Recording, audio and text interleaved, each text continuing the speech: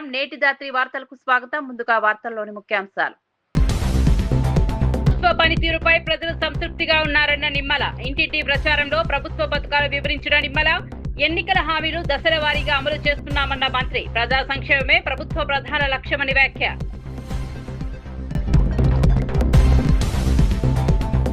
ఇరవై ఒకేళ్ల ఎన్నికల ప్రతిపాదనపై బండి సంజయ్ విమర్శలు. ప్రజాప్రతినిధులకు రాజకీయ పరిపక్వత అవసరమన్న బండి.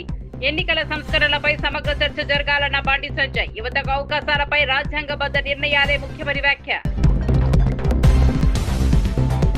డిఎస్సీపై సిబిఐ విచారణ కోరిన బొత్స సత్యనారాయణ. డిఎస్సీ అక్రమాలపై లోకేష్ రాజీనామా చేయాలన్న బొత్స.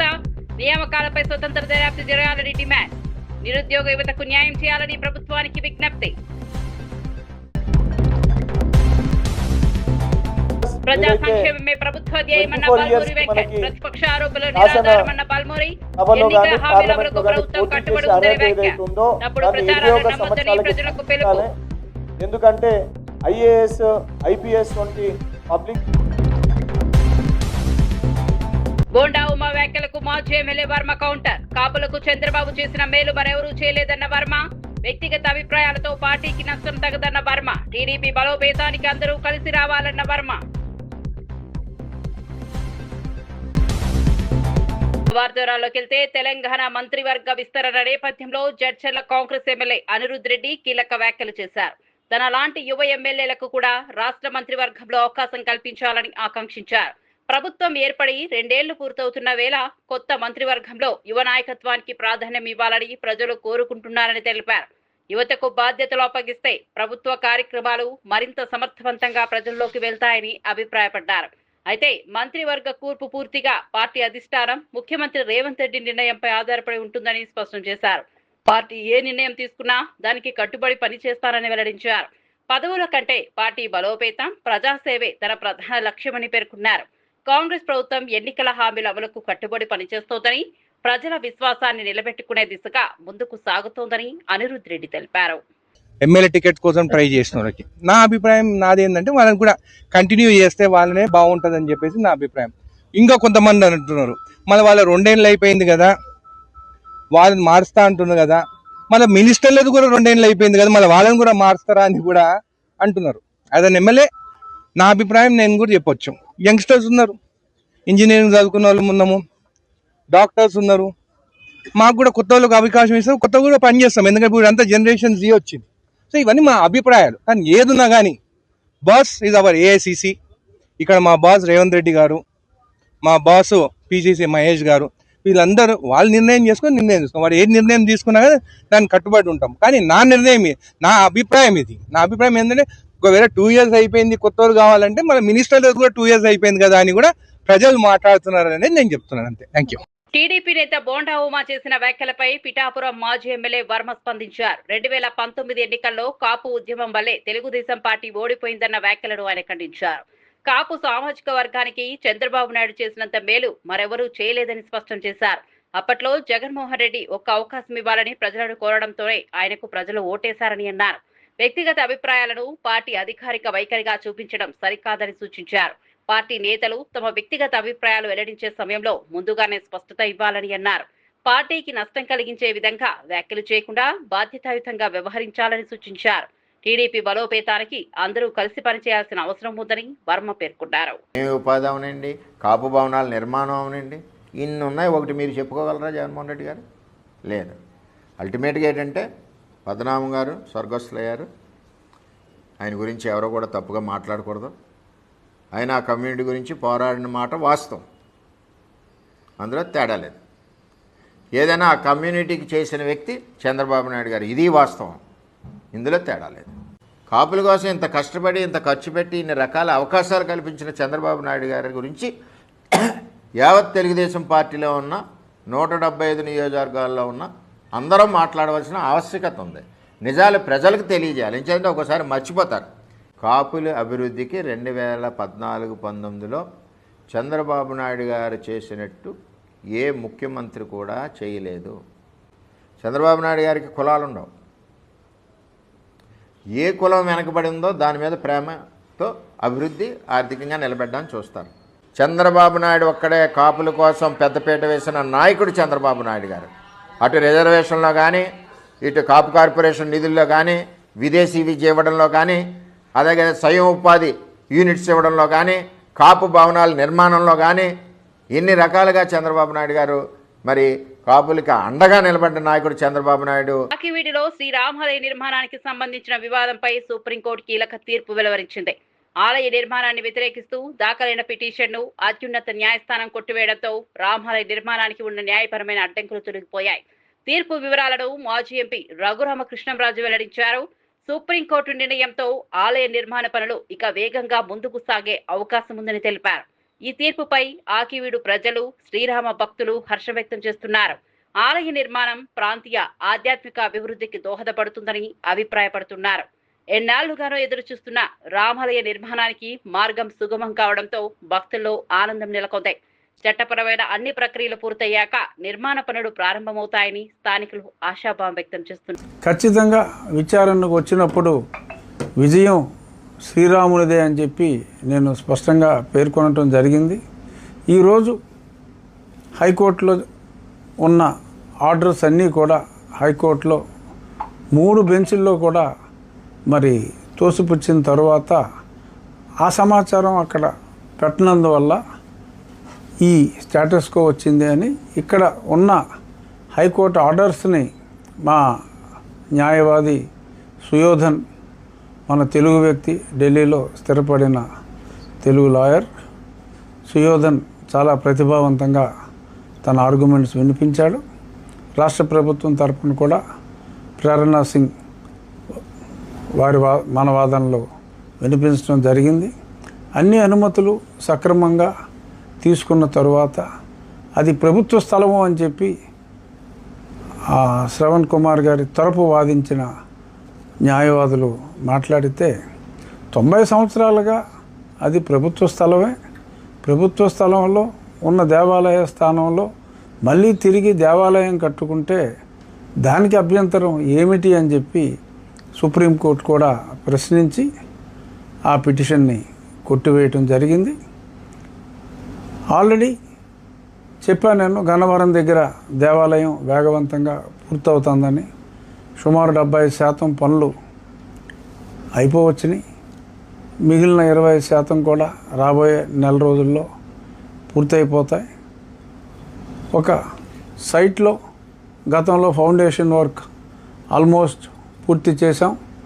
ఇంకొన్ని ఫౌండేషన్ వర్క్స్ రేపు ఉదయాన్నే మళ్ళీ తిరిగి పనులు సైట్లో పునఃప్రారంభించి 2 వారాల తర్వాత ఆంధ్రప్రదేశ్లో నిర్వహించిన మెగా డిఎస్సి ఉపాధ్యాయ నియామకాల ప్రక్రియలో తీవ్ర అవకతవకలు జరిగాయని ఆరోపిస్తూ ఈ వ్యవహారంపై సిబిఐతో సమగ్ర విచారణ జరిపించాలని శాసనమండలి ప్రతిపక్ష నేత బొత్స సత్యనారాయణ డిమాండ్ చేశారు. డిఎస్సి నియామకాలలో జరిగిన అక్రమాలకు నైతిక బాధ్యత వహిస్తూ రాష్ట్ర విద్యాశాఖ మంత్రి నారా లోకేష్ వెంటనే తన పదవికి రాజీనామా చేయాలని కోరారు. నియామక ప్రక్రియలో జీవోల మార్పులు, ఎంపిక విధానంలో అవకతవకలు జరిగాయని, బాధిత అభ్యర్థులు ఇప్పటికే ఆధారాలతో ముందుకు వచ్చారని తెలిపారు. ప్రభుత్వం ఈ అంశాన్ని పారదర్శకంగా విచారించి వాస్తవాలను ప్రజలకు వెల్లడించాలని అన్నారు. నిరుద్యోగ యువత భవిష్యత్తుతో చెలగాటమాడకుండా నిష్పాక్షిక దర్యాప్తు చేపట్టాలని సూచించారు. డిఎస్సిపై వస్తున్న ఆరోపణలన్నింటినీ స్వతంత్ర దర్యాప్తు సంస్థతో విచారిస్తేనే నిజాలు వెలుగులోకి వస్తాయని, బాధ్యులపై కఠిన చర్యలు తీసుకోవాలని బొత్స సత్యనారాయణ డిమాండ్ చేశారు. జరిగే అందరం చూసాం, కళ్ళ కొట్టినట్లు చెప్పారు. అందుకు ప్రభుత్వంలో పారదర్శకత ఉంటే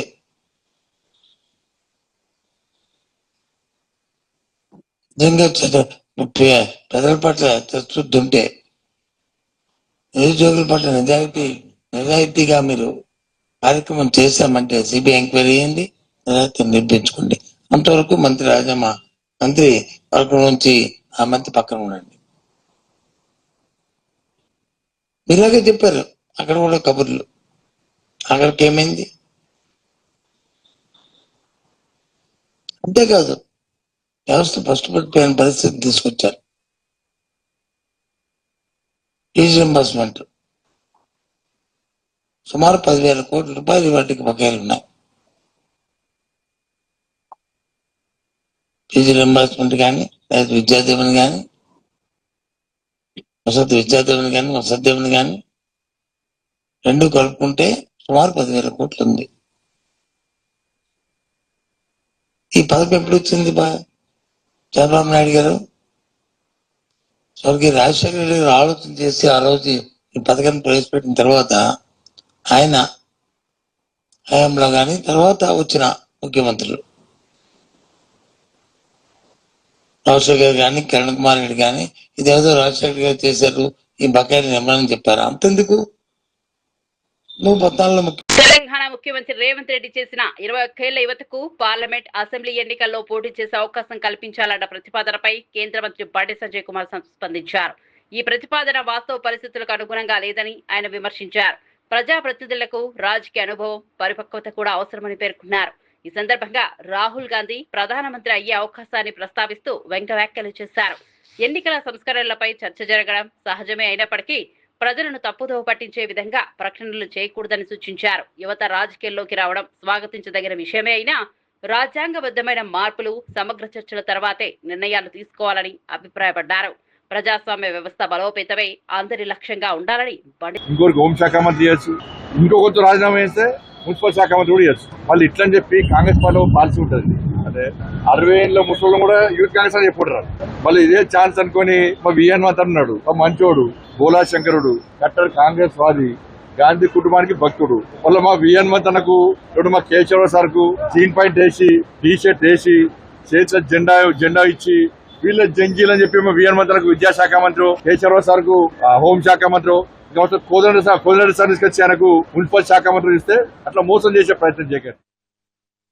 కూటమి ప్రభుత్వం చేపట్టిన మెగా డిఎస్సీ ఉపాధ్యాయ నియామకాలపై వైఎస్ఆర్సీపీ అసత్య ప్రచారం చేస్తోందని టీడీపీ నాయకులు ఆరోపించారు. విద్యార్థులు, నిరుద్యోగ యువతకు ఇచ్చిన హామీ మేరకు విద్యాశాఖ మంత్రి నారా లోకేష్ నేతృత్వంలో వేలాది ఉపాధ్యాయుల పోస్టుల భర్తీ ప్రక్రియను పూర్తిస్థాయి పారదర్శకతతో వేగంగా కొనసాగిస్తున్నామని తెలిపారు. నియామకాల ప్రక్రియలో ఎలాంటి అక్రమాలు జరగలేదని, అన్ని నిబంధనలను ఖచ్చితంగా పాటిస్తున్నామని స్పష్టం చేశారు. రాజకీయ ప్రయోజనాల కోసం వైసీపీ నాయకులు నిరాధార ఆరోపణలు చేస్తున్నారని విమర్శించారు. అభ్యర్థులు పుకార్లను నమ్మకుండా అధికారిక సమాచారాన్ని మాత్రమే విశ్వసించాలని సూచించారు. రాష్ట్ర విద్యా వ్యవస్థను బలోపేతం చేయడమే ప్రభుత్వ లక్ష్యమని, అర్హులైన ప్రతి ఒక్కరికి అభ్యర్థికి న్యాయం జరిగేలా నియామక ప్రక్రియ కొనసాగుతోందని, తప్పుడు ప్రచారాలను ప్రజలు నమ్మవద్దని టీడీపీ నాయకులు కోరారు. మళ్ళా చెప్తున్నారు, నిన్న పేపర్లు సక్రమంగా పెట్టలేదని. పేపరు సక్రమంగా పెట్టలేనడికి పిల్లెందుకు? మీకు ఒక రాజకీయ పార్టీనా? అంటే కోర్టు సమయాన్ని, కోర్టు అంటే మీకు చిన్నచూపుగా కనబడుతోందని ప్రశ్నిస్తా ఉన్నా.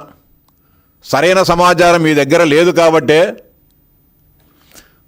కోర్టు ఆ పిటిషన్ను తిరస్కరిస్తుందనే భయంతో తెలివిగా మీరు ఆ పిటిషన్ను వెనక్కు తీసుకోవడం జరిగింది. మేము తప్పు జరిగితే ఒప్పుకునేదానికి సిద్ధంగా ఉన్నాం. ప్రభుత్వంలో 100కు 100% అన్నీ కరెక్ట్గా జరుగుతాయి. తప్పు జరిగితే నేను ఒప్పుకునేదానికి సిద్ధంగా ఉన్నాను అని చెప్పి పలు సందర్భాలు లోకేష్ బాబు గారికి చెప్పడం జరిగింది.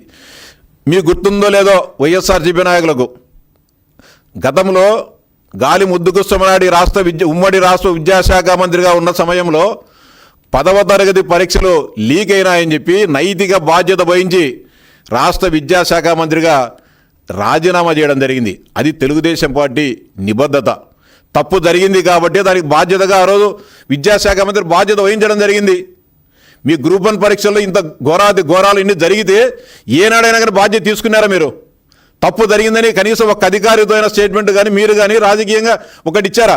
ఈరోజు 163 మంది గ్రూప్ 1 అధికారుల పరిస్థితి, వారి భవిష్యత్తు ఏమవుతుందో కూడా తెలియని అగమ్య గోచర పరిస్థితుల్లో ఈరోజు ఉండడం జరుగుతుంది. ఎందుకని మీరు బాధ్యత తీసుకోవాలి? గ్రూప్ 1కి సంబంధించి మీరు ముఖ్యమంత్రిగా ఉన్న సమయంలోనే కదా పరీక్ష పేపర్లు అత్యంత కట్టుదిట్టమైన భద్రత మధ్య దిద్దాల్సి ఉంటే హాయిలాండ్లో మీ డ్రైవర్లు, మీ బండ్రోజులు, మీ ఇంట్లో పనిచేసే కూలోళ్ళు వీళ్ళందరితో కలిపి గ్రూప్ 1 పేపర్లు దిద్దిన మాట వాస్తవమా కాదా? 2006 సంవత్సరం కడప డిఎస్సిలో మీ తండ్రి గారు ముఖ్యమంత్రిగా ఉన్నప్పుడు ఓఎంఆర్ సీట్లనే మార్చేసి మెరిట్ ఉన్న నిరుద్యోగ ఉపాధ్యాయులందరినీ కూడా నాశనం చేసి కోట్లాది రూపాయలు మీ బంధువులు డబ్బులు తీసుకొని వాటిని తారుమారు చేసిన మాట వాస్తవం కాదా? ఆ పరీక్ష రాష్ట్రమంతా కాకుండా ఒక్క కడప జిల్లాలోనే డిఎస్సి పరీక్ష రద్దయిన మాట వాస్తవమా కాదా ఒకసారి జగన్మోహన్ రెడ్డి గారు చెప్పాలి. ఎవరు బాధ్యత తీసుకుంటారు దీనికి? ఇది వాస్తవమా కాదా?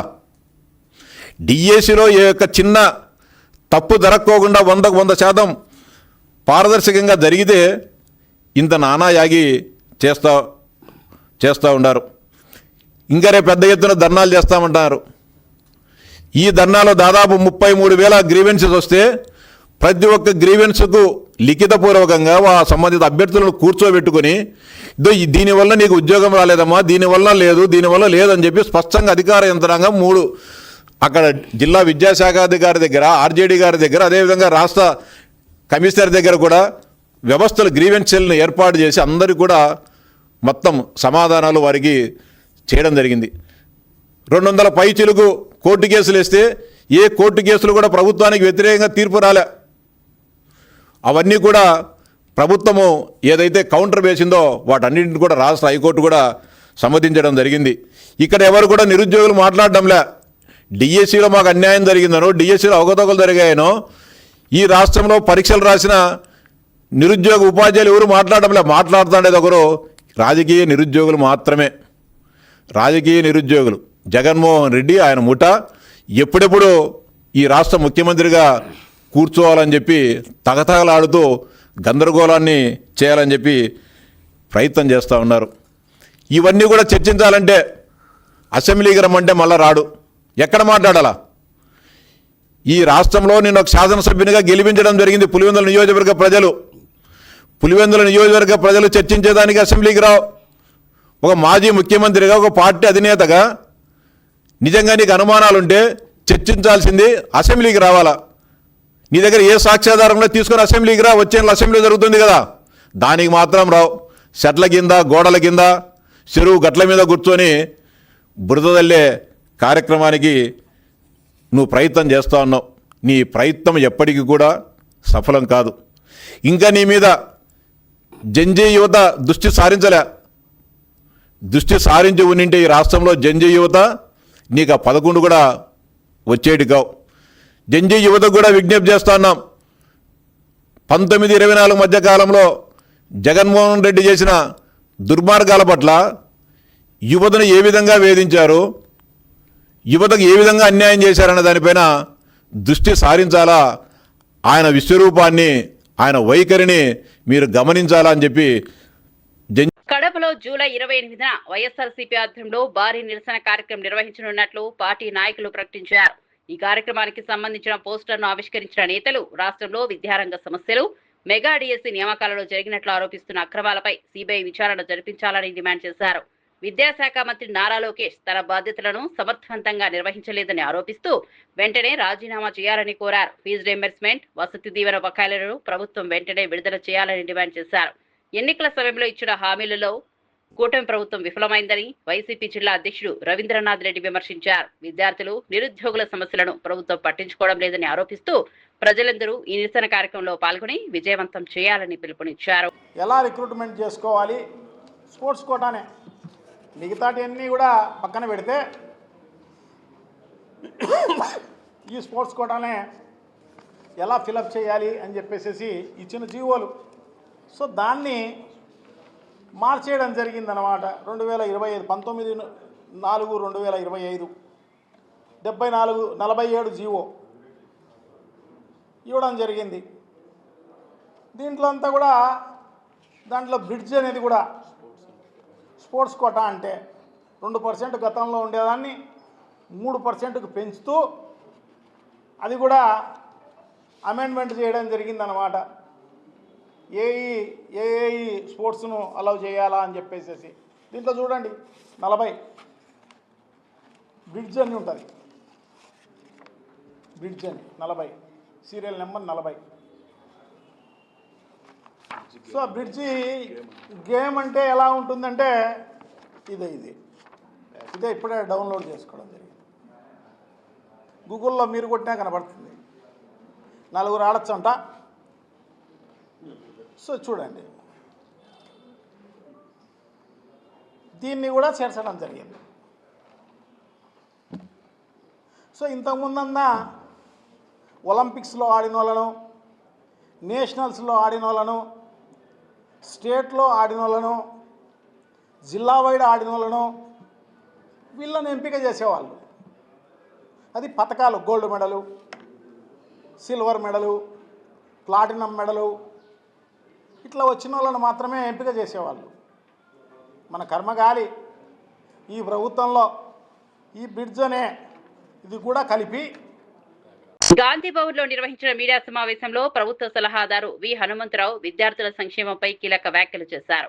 వైఎస్ఆర్ హయాంలో ప్రారంభమైన ఫీజు రీయింబర్స్మెంట్ పథకం వేలాది మంది పేద విద్యార్థులకు ఉన్నత విద్యను అందుబాటులోకి తీసుకొచ్చిందని గుర్తు చేశారు.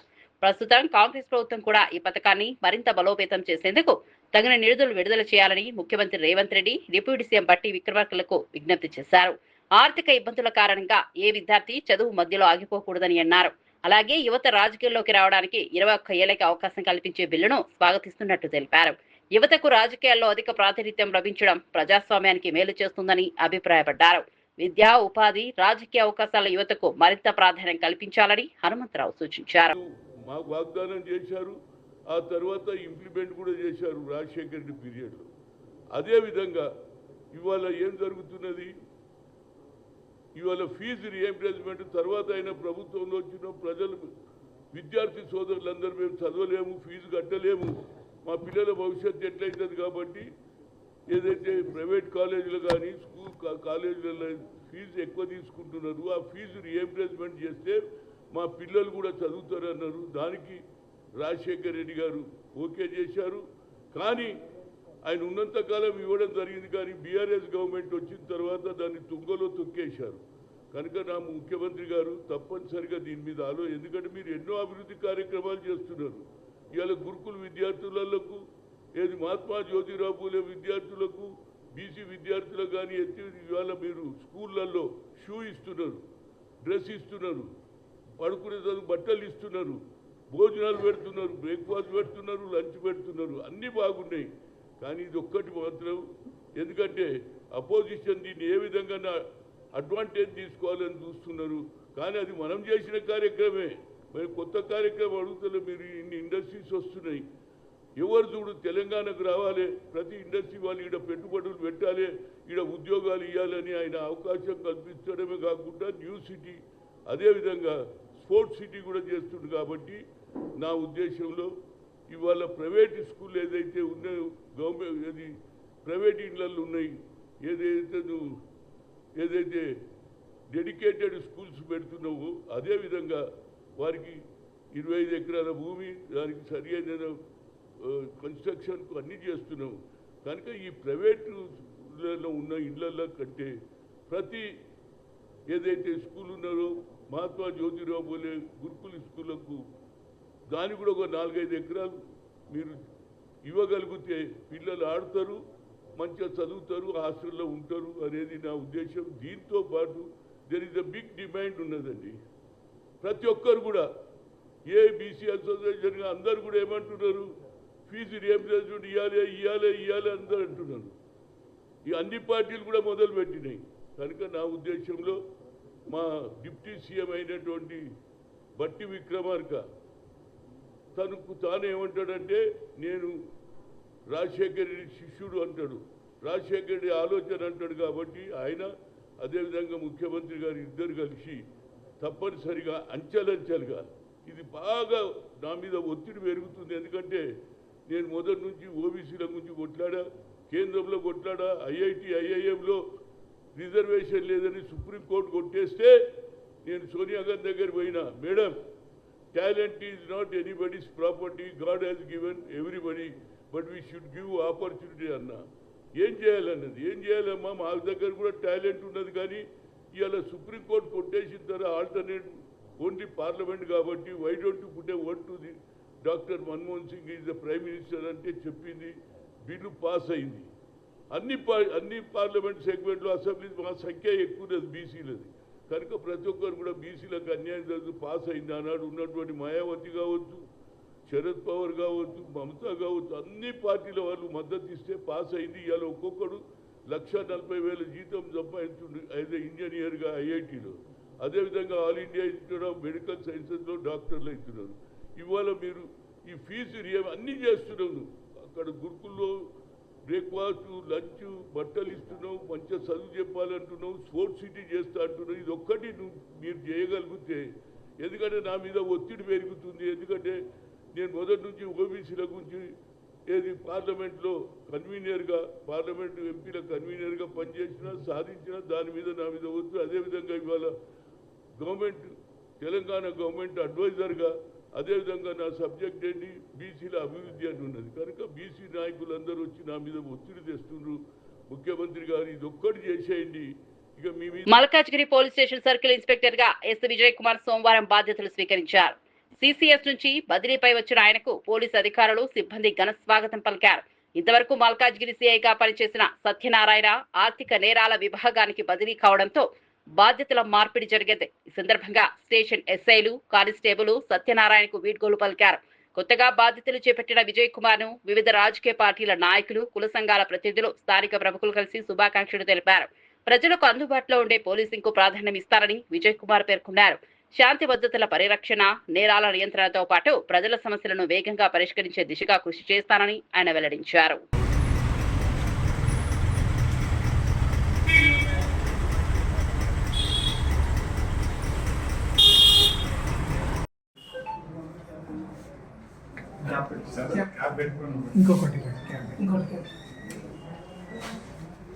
కూటమి ప్రభుత్వం అమలు చేస్తున్న సంక్షేమ అభివృద్ధి కార్యక్రమాలకు ప్రజల నుంచి విశేష ఆదరణ లభిస్తోందని మంత్రి నిమ్మల రామానాయుడు తెలిపారు. పాలకొల్లు 21వ వార్డులో నిర్వహించిన ఇంటింటి ప్రచార కార్యక్రమంలో పాల్గొన్న ఆయన 2 ఏళ్ల పాలనలో ప్రభుత్వం చేపట్టిన అభివృద్ధి పనులు, సంక్షేమ పథకాల గురించి ప్రజలకు వివరించారు. ప్రతి ఇంటికి చేరుకుని ప్రభుత్వ కార్యక్రమాలపై అవగాహన కల్పించగా ప్రజలు సానుకూలంగా స్పందించారని చెప్పారు. ఎన్నికల హామీలను దశలవారీగా అమలు చేస్తూ ప్రజల విశ్వాసాన్ని నిలబెట్టుకుంటున్నామని పేర్కొన్నారు. సంక్షేమం, అభివృద్ధి రెండింటికి సమానంగా ముందుకు తీసుకెళ్తూ అన్ని వర్గాల ప్రజలకు ప్రభుత్వం అండగా నిలుస్తోందని తెలిపారు. ప్రజల నుంచి వచ్చిన సూచనలు, సమస్యలను నమోదు చేసి వాటి పరిష్కారానికి చర్యలు తీసుకుంటామని వెల్లడించారు. రాష్ట్ర అభివృద్ధి, ప్రజా సంక్షేమమే ప్రభుత్వ ప్రధాన లక్ష్యమని మంత్రి నిమ్మల రాయుడు స్పష్టం చేశారు.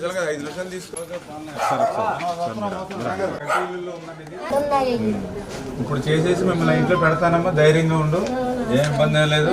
మీ ఇంటి గృహప్రవేశానికి కూడా వస్తాను నేను, ఓకేనా?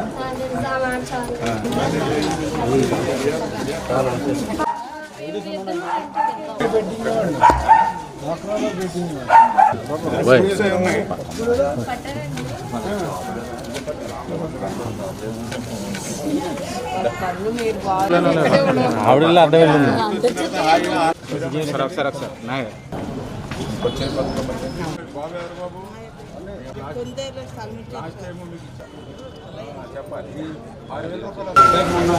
Side side.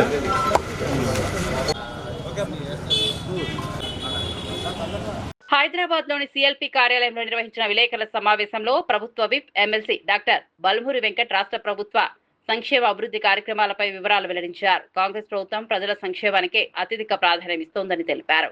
ప్రతిపక్షాలు చేస్తున్న ఆరోపణలు పూర్తిగా నిరాధారమని ఖండించారు. నిరుద్యోగులు, విద్యార్థుల సమస్యల పరిష్కారానికి ప్రభుత్వం పారదర్శకంగా చర్యలు తీసుకుంటోందని పేర్కొన్నారు. ఎన్నికల హామీల అమలులో ప్రభుత్వం కట్టుబడి ఉందని, ప్రతి వర్గానికి న్యాయం జరిగేలా సంక్షేమ కార్యక్రమాలను అమలు చేస్తున్నామని చెప్పారు. అభివృద్ధి, సంక్షేమాన్ని సమతుల్యంగా ముందుకు తీసుకెళ్తూ రాష్ట్ర పురోగతికి ప్రభుత్వం కృషి చేస్తోందని వివరించారు. ప్రజలు తప్పుడు ప్రచారాలను నమ్మకుండా ప్రభుత్వ పనితీరును గమనించాలని బల్మూరి వెంకట్ కోరారు. ఒక ఉద్దేశంతో రేవంత్ రెడ్డి గారు జెన్జీకి అవకాశం కల్పించాలని చెప్పి ఒక ఆలోచనతోటి ఆ బిల్లుని కూడా తెలంగాణ రాష్ట్రంకి వెళ్ళే అది ప్రారంభం కావాలి, దాన్ని చట్టసభలో కూడా ఇక్కడ ఆమోదింపజేసి కేంద్రానికి పంపాలని ఒక మంచి ఆలోచనతోటి రేవంత్ రెడ్డి గారు ఒక నిర్ణయాన్ని తీసుకోవడం జరిగింది. దానితో పాటు రాజ్యసభ కానీ ఎమ్మెల్సీ అర్హతను కూడా 25 సంవత్సరాలకే కుదించాలి, 25-26కే కుదించాలి, 30 సంవత్సరాలకు ఉన్న ఎలిజిబిలిటీని కూడా 25-26 కుదించాలి. వారు ఒక మంచి ఆలోచనతోటి వారు ముందుకు రావడం జరిగింది. దాన్ని స్వాగతించాల్సింది పోయి న్యాయపరంగా ఒక న్యాయవాదివి, నీకు కూడా తెలుసు రేవంత్ రెడ్డి గారు మాట్లాడిన మాట ముమ్మాటికి వాస్తవము, ముమ్మాటికి అవకాశము యువతకి కల్పించాల్సిన అవసరం ఉందని చెప్పి మీకు కూడా తెలుసు. బహుశా మీరు మీ పార్టీలో యువతకు అవకాశం కల్పిస్తలేరేమో. కాంగ్రెస్ పార్టీలో అన్ని రాష్ట్రాల్లో, మొన్న కేరళలో జరిగిన ఎలక్షన్స్లో కూడా అక్కడ క్యాబినెట్లో ఏదైతే యూత్ ఉన్న రోజీ ఎం జాన్కి ఒక ఇద్దరికి, అక్కడ కూడా యూత్ కాంగ్రెస్కి ఎన్ఎస్ఓ బ్యాక్గ్రౌండ్కి వచ్చిన ఒక ఇద్దరికి అక్కడ కూడా అవకాశం కల్పించడం జరిగింది. కాంగ్రెస్ పార్టీ రాహుల్ గాంధీ గారు రేవంత్ రెడ్డి గారు మంచి ఆలోచనతోటి పనిచేస్తుంటే దీన్ని వక్రీకరించనీకి దీన్ని డైవర్ట్ చేయనీకి రేవంత్ రెడ్డి గారు మాట్లాడుతున్నారని చెప్పి సిగ్గు లేకుండా నువ్వు నీ మాటల్ని సమర్థించుకునే ప్రయత్నం చేస్తున్నావు. దానితో పాటు నువ్వు మాట్లాడుతూ ఏమన్నావు, ఈరోజు భారతీయ జనతా పార్టీ ఆలోచించాలి, ధర్మేంద్ర ప్రధాన్ తప్పు చేసిండని అంగీకరించే ధర్మేంద్ర ప్రధాన్ని రాజీనామా చేయించారు. మరి తప్పు చేసిన ప్రభుత్వంకి వెళ్ళి తొలగించినాక మరి మీ పార్టీలు ఎట్లా ఉంచుకోరు? మీ పార్టీకి వెళ్ళి కూడా నేను సస్పెండ్ చేయాలి కదా. ధర్మేంద్ర ప్రధాన్ అనే వ్యక్తిని మీ పార్టీలోకి వెళ్ళి కూడా సస్పెండ్ చేయాల్సిన అవసరం ఉంది కదా. మీ పార్టీలోకి వెళ్ళి సస్పెండ్ చేయకుండా రేపిస్ట్లని, డెకాయిట్లని, దొంగల్ని, పేపర్ లీక్ ప్రభుత్వ పనితీరుపై ప్రజలు సంతృప్తిగా ఉన్నారన్న నిమ్మల. ఇంటింటి ప్రచారంలో ప్రభుత్వ పథకాలు వివరించిన నిమ్మల, ఎన్నికల హామీలు దశల వారీగా అమలు చేస్తున్నామన్న మంత్రి. ప్రజా సంక్షేమమే ప్రభుత్వ ప్రధాన లక్ష్యమని వ్యాఖ్య.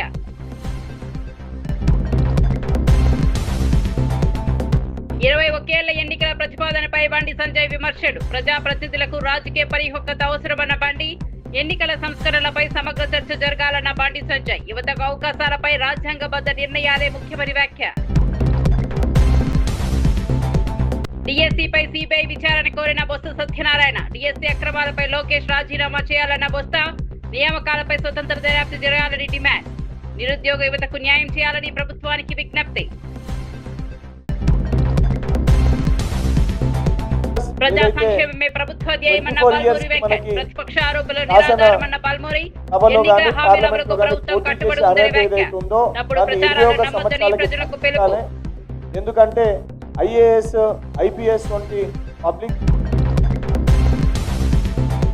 బోండా ఉమా వ్యాఖ్యలకు మాజీ ఎమ్మెల్యే వర్మ కౌంటర్. కాపులకు చంద్రబాబు చేసిన మేలు మరెవరూ చేయలేదన్న వర్మ.